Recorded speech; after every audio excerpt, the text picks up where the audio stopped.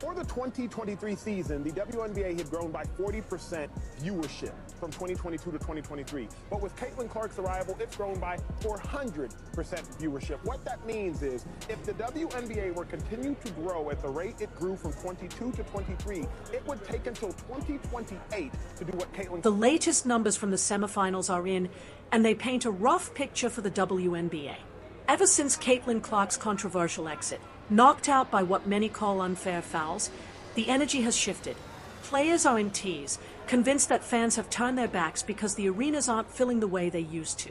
And the truth is, without Clark in the spotlight, the league is already watching its viewership slip.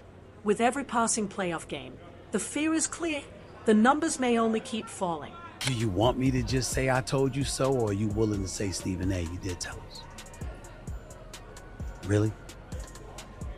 Caitlin Clark is the goal. What kind of league lets its brightest star be handled this unfairly? Keep the fever from playing at home through the playoffs, then act surprised when the product unravels and fans vanish game by game.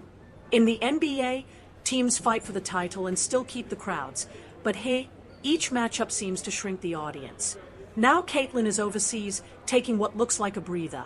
But whispers say the EuroLeague could tempt her. If the paycheck is big enough, she just might make the leap. Could be a team overseas who would love to snatch Caitlin Clark away from us and give her a crazy offer. I mean, Ice Cube was about to give her $5 million to play in less than 10 games. And who could fault Caitlin?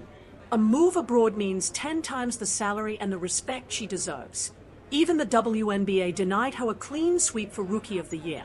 One ballot went elsewhere, cast for Angel Reese, and now that lone voter must be revealed. Should have been unanimous. Should have been. I agree. Unanimous. It should have been unanimous. And one of the things that sticks with me is, well, she was the first rookie to get a... The WNBA is finally feeling the Caitlin Clark effect in real time as ratings tumble by the minute. Players whisper that fans only show up for Clark, and the truth is, they are right. AJA Wilson admitted she was stung when people called her game boring this year. It's the first time I've ever heard that about my play. I was like, okay, cool, whatever. Still, frustration lingers. Even with an MVP trophy in hand, Wilson can't match the seismic impact Clark has had on the league. Asia Wilson, 28 years old, 1,000 points in the regular season. Why is that not the biggest story out at the moment? Exactly. Why are we talking about Caitlin Clark? Why exactly? Why when Asia was releasing a shoe were we talking about Caitlin? The impact of Caitlin Clark's exit from the WNBA playoffs goes far beyond a dip in ratings. It exposes something deeper, the fragile bond between the league and its audience, and just how dependent the momentum had become on a single star. When the Indiana Fever fell to the Connecticut Sun and Clark's rookie season ended, viewership collapsed almost instantly. But the bigger truth was harder to ignore. Without Clark, the league struggles to hold attention. She was the spark that lit up her team, and the WNBA itself. For the 2023 season, the WNBA had grown by 40% viewership from 2022 to 2023. But with Caitlin Clark's arrival, it's grown by 400% viewership. What that means is, if the WNBA were continue to grow at the rate it grew from 22 to 23, it would take until 2028 to do what Caitlin Clark did. After Clark's playoff exit, viewership dropped by more than half, proof that much of the league's audience was drawn in by her presence. This isn't something the WNBA can brush aside or dismiss as a fluke. The truth is, the league has leaned heavily on Caitlin Clark's star power to bring in fans, and in her absence, it's being blamed for failing to hold their attention. You know, Angel Reese had that injury to me, and also coming off of Olympic break, Caitlin Clark separated herself. Yeah. She should have been unanimous. Now to celebrate her, one thing that people forget is as a rookie, she was the most blitzed player in the WNBA, and she still put up 19, 5, and 8 assists. This steep drop in viewership feels like a wake-up call for the WNBA, a league that has battled low attendance and weak ratings for years. Caitlin Clark's breakout season seemed like the answer, her games pulling record crowds night after night. For a moment, it looked like the league had finally turned a corner. But with Clark now out, it's clear that surge in popularity wasn't as steady as it seemed without her in the playoffs. The WNBA has struggled to hold the same energy. Once Clark was gone, devoted fans who followed her every move had little reason to stay. The buzz around the playoffs collapsed, missing the spark and charisma she brought. The remaining teams are still tough, still competitive. Jordan effect on the NBA and the game of basketball. I would argue at one point early on there was a Steph Curry effect on the NBA and on basketball also. You bet your ass there is a Caitlin Clark effect on all of basketball, and especially on women's basketball. One of the most troubling parts of Caitlin Clark's playoff exit was how it unfolded all season long. Even with the WNBA celebrating her talent, the league never gave her the protection a player of her status truly deserves. Clark was hit, hacked, and shoved far too often, with little consequence for defenders. This wasn't about a handful of missed whistles. It became a pattern of relentless physical play that wore her down, took a toll on her body, and ultimately pushed her team to defeat. We don't want fans that are going to degrade us and call us names. I mean, we already see what's happening in the world. Something needs to be done, whether it's, them checking their fans or this. Fans watching at home couldn't help but feel a growing frustration as Clark was tossed around the floor with little help from officials in the series against the Connecticut Sun time after time. She absorbed hard fouls, yet whistles stayed silent, as if referees were reluctant to step in. It felt like the league didn't fully grasp the weight of protecting its brightest star. Officiating has long been a sore spot in the WNBA, especially when physical play dominates. But when the centerpiece of the league's revival is left exposed, it becomes something far greater. The WNBA cannot afford to let its most valuable player be worn down, not when her presence is so critical to its future. This wasn't just a missed call or two. It revealed a much deeper issue running through the league. Has been impacting the WNBA well before this year. This is not a new thing. Sure. This is, and in that way, I do think Caitlin's being used as a pawn. Caitlin didn't bring citizens to the WNBA. This has been happening, and that I think is what's been such a shock. Not only was Caitlin Clark's breakout season a personal triumph, but it was also the perfect stage for the WNBA to showcase its true potential to a wider audience. Her games pulled in fans from every corner of the country, many of them experiencing the league for the very first time. It was a golden opportunity to ride the wave of excitement surrounding Clark and turn it into lasting loyalty. But instead, the WNBA let that moment slip by when it failed to protect her. Viewers saw it. They noticed how Clark was treated on the court, and the frustration quickly spread. Supporters who felt the league abandoned her by allowing constant fouls with no real officiating response began voicing their anger across social media. Are very, very few people, but there are some out there who resent the fact that this young white girl came out there and did her thing.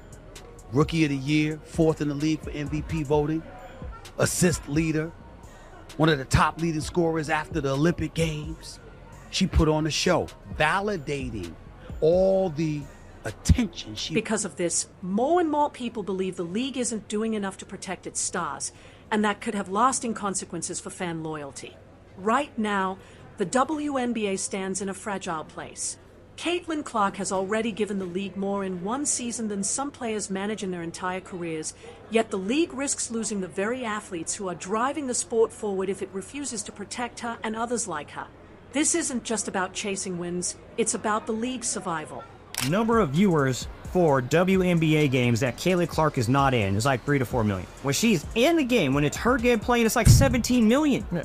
Well, I also look at the attendance in the arena. Yes. It's 8 to 10,000 everywhere else. Caitlin Clark, 17, 18. Yep. As if fans weren't already furious over Caitlin Clark's playoff elimination. Despite her record-shattering season and undeniable impact on the WNBA's growth, another storm broke out. In a stunning twist, Clark failed to secure unanimous Rookie of the Year honors. For a player who carried the league on her back and shattered expectations, the decision left fans baffled.